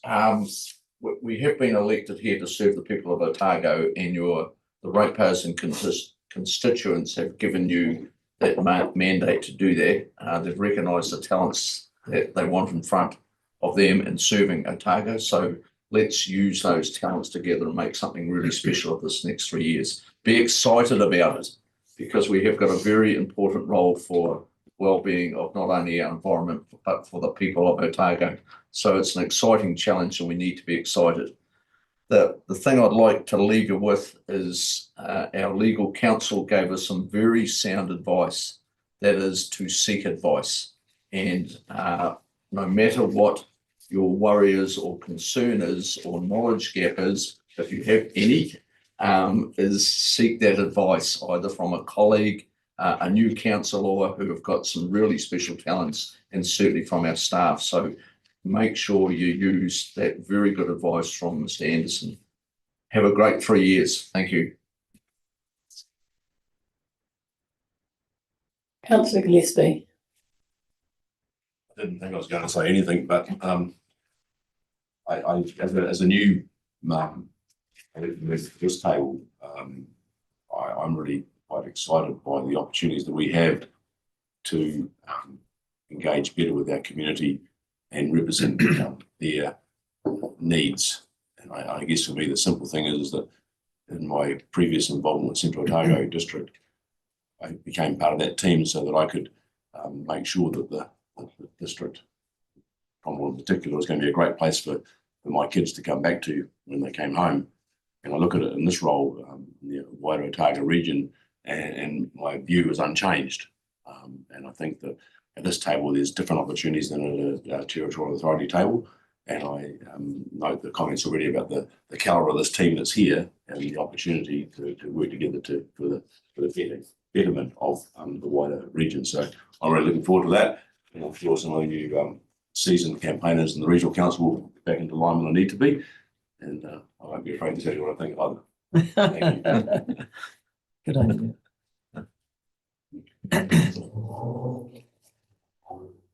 Councillor Hoyer.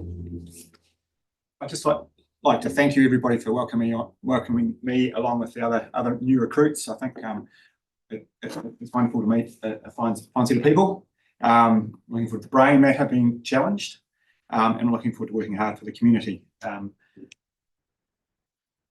Councillor Calvert, you mentioned in your address at the start about maintaining impetus for the good of the environment that's already happening. I really look forward to working with communities and how we can do that as best we possibly can. Look forward to learning more about the challenges of dairy farming in South Otago, and water management in dry, more barren areas, as opposed to the what I'm familiar with in the Wakatipu area where I'm from. So it's going to be stimulating. It's going to be interesting. Really like to make a contribution that's as positive as possible, and we've talked about being good and being effective as a unit, and we'll set up some good bones for that, so we'll provide for that as best possible. Thank you.